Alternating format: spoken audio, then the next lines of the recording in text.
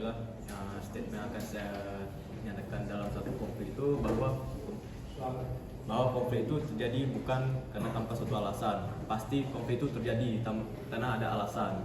Dalam hal ini satu alasannya yaitu karena dalam konflik ada satu perbedaan, yaitu perbedaan individu, di mana perbedaan individu ini terjadi karena setiap individu ini memiliki karakteristik yang berbeda, sehingga setiap orang memiliki pandangan yang berbeda yang mengakibatkan terjadinya suatu konflik. Izin Bapak dosen, izin rekan-rekan sekalian.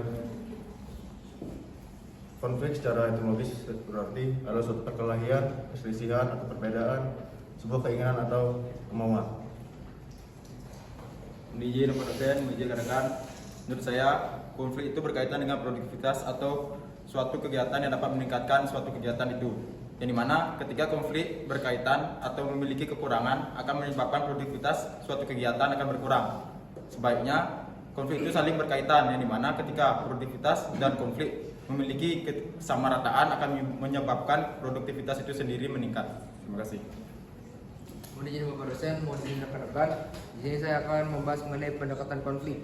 Pendekatan konflik merupakan salah satu tahapan dalam proses memanajemen konflik yang berorientasi pada proses yang mengarah ke dalam bentuk komunikasi dari para pelaku konflik dan pihak ketiga, dan bagaimana mereka memengaruhi interpretasi dan kepentingan masing-masing. Terima kasih.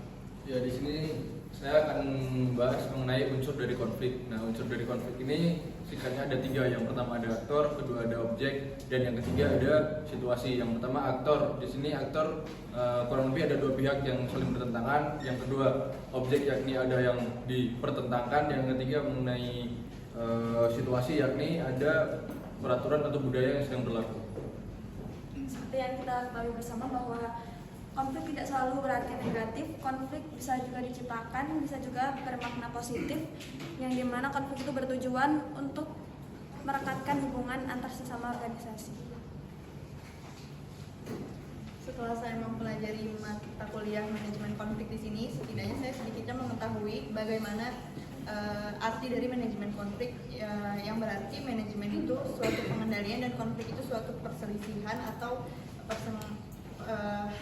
konflik itu suatu masalah. Jadi dalam menghadapi konflik, terkadang kita tidak hanya memandang dari sisi negatif, namun konflik itu sendiri memiliki sisi-sisi positifnya. Seperti jika terjadi konflik dalam suatu organisasi, setidaknya dalam hal itu kita dapat mengembangkan hal-hal baru yang ambil pelajaran dari hal-hal sebelumnya.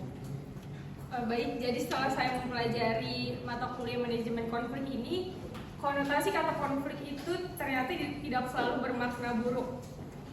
Konflik justru dapat menimbulkan dampak positif apabila dapat dikelola dengan baik. Salah satu contohnya adanya konflik itu meningkatnya produktivitas di kalangan masyarakat atau suatu organisasi. Karena adanya kompetisi yang sehat serta adanya perbedaan pendapat yang dapat di-manage atau dikelola dengan baik, sehingga menghasilkan ide-ide kreatif yang tentunya akan membangun masyarakat atau organisasi tersebut. Terima kasih. Setiap manusia, baik keluarga maupun organisasi, akan merasakan apa yang dinamakan oleh konflik. Maka dengan kita mengenali apa penyebab dari konflik tersebut dan apa akibat dari konflik tersebut, tentunya akan meminimalisir apa dampak negatif yang akan terjadi di kemudian hari. Yang saya pahami dari manajemen konflik, pada hakikatnya konflik tidak harus dihilangkan. Konflik harus dirangsang untuk ada. Ketika konflik ada, konflik dikelola dengan baik, lalu konflik harus diselesaikan sehingga mendapatkan solusi yang terbaik. Monitoring dan evaluasi manajemen konflik sangat penting, terutama di dalam dunia pemerintahan. Monitoring ini dilaksanakan ketika suatu konflik itu terjadi, karena monitoring akan mengumpulkan semua informasi-informasi yang ketika konflik itu terjadi. Sedangkan dalam evaluasi dilaksanakan ketika suatu konflik itu telah selesai terjadi atau telah selesai dilaksanakan. Nah, sehingga ketika dalam evaluasi kita dapat menilai apakah konflik tersebut berdampak negatif maupun berdampak positif. Baik, terima kasih atas waktunya. Di sini saya akan menjelaskan bagaimana konflik itu terjadi. Seperti yang kita tahu, di negara Indonesia ini kan beragam budaya, ras, dan bahasa. Tentunya pasti negara Indonesia ini kan pasti ada konflik yang terjadi. karena adanya berbeda pendapat atau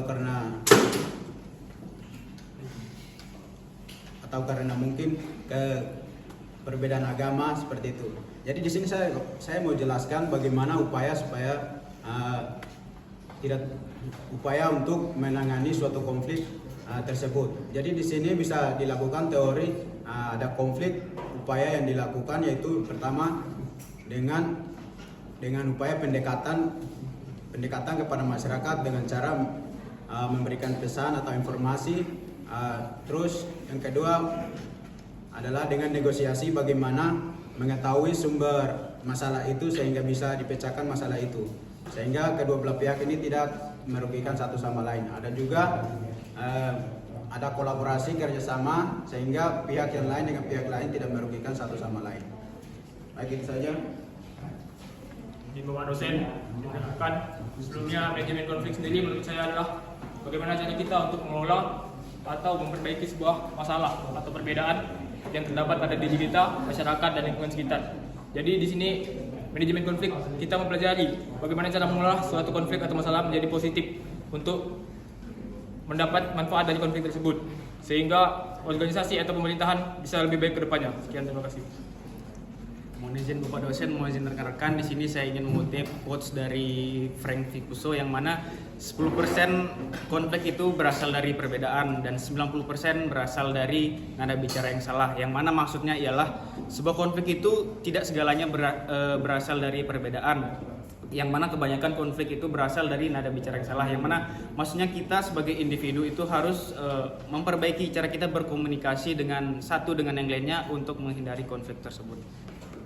Mohon izin Bapak dosen, mohon izin rekan-rekan, jika ditanya mengenai manajemen konflik mana yang sebaiknya dilakukan, maka jawabannya tidak ada yang benar untuk menangani konflik. Konflik diselesaikan tergantung pada situasinya. Terkadang kita harus berkolaborasi, terkadang harus menghindar, ataupun berkompetisi. Namun, tipe kolaboratif memiliki potensi untuk menjadi sangat efektif dalam banyak situasi yang berbeda, di mana dalam berkolaborasi kita melibatkan kedua belah pihak untuk mengambil keputusan yang seadil-adilnya. Terima kasih. Baiklah, mohon izin Bapak dosen, mohon izin rekan-rekan. Di sini setelah saya mempelajari yaitu mata kuliah manajemen konflik, sebelum kita mengetahui cara menyelesaikan konflik, kita harus tahu yang namanya tahapan konflik. Tahapan konflik itu yang pertama yaitu prakonflik. Prakonflik yaitu mulai terjadinya konflik yang berupa ketidaksenangan, ketidaksesuaian. Kemudian ada yang namanya konfrontasi, yaitu konflik yang mulai melebar, yaitu membawa orang lain atau sudah mulai agak meningkat. Kemudian ada yang ketiga namanya krisis, yaitu puncak dari konflik yang akan menyebabkan perkelahian atau kematian. Kemudian ada yang namanya akibat konflik. Akibat konflik terjadi setelah adanya krisis konflik. Kemudian ada yang namanya pasca konflik. Pasca konflik ini terjadi apabila penanganannya sesuai. Kemudian ada juga yang pasca konflik ini kembali menjadi prakonflik apabila penyelesaiannya itu tidak baik. Terima kasih. Izin Bapak dosen, izin rekan-rekan, ini saya izin menyampaikan yaitu seperti yang kita ketahui bahwa dalam penyelesaian suatu konflik terdapat berbagai pendekatan. Salah satu pendekatan yang menurut saya adalah baik yaitu win-win solution, di mana kedua pihak saling menguntungkan dan kedua pihak merasa terpuaskan. Sekian. Baik, terima kasih. Mohon izin Bapak dosen, izin rekan-rekan. Jadi setelah kita mempelajari apa itu manajemen konflik ini, kita dapat mengerti bahwasanya pada dasarnya tidak pernah ada sekat antara manusia dan konflik. Tidak pernah ada sekat antara kita dan masalah. Dan kita sering mendengar bahwasanya hidup adalah pilihan. Begitu kata orang-orang bijak. Maka dengan mempelajari konflik, kita dapat memilih antara melawan atau mengalah, menghindari atau menghadapi, mengakomodasi atau berkolaborasi. Sehingga harapannya dengan mempelajari manajemen konflik ini sendiri, kita dapat menyelesaikan suatu konflik, dapat menyelesaikan masalah tanpa menimbulkan masalah.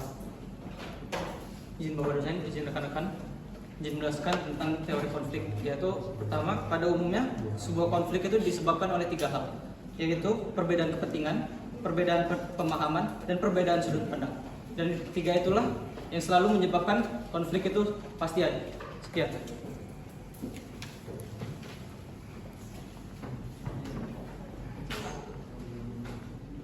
Seperti yang diketahui, Manajemen konflik merupakan usaha yang dilakukan atau yang perlu dilakukan untuk menghindari atau mengurangi terjadinya suatu konflik di dalam suatu organisasi yang mengganggu kinerja organisasi tersebut.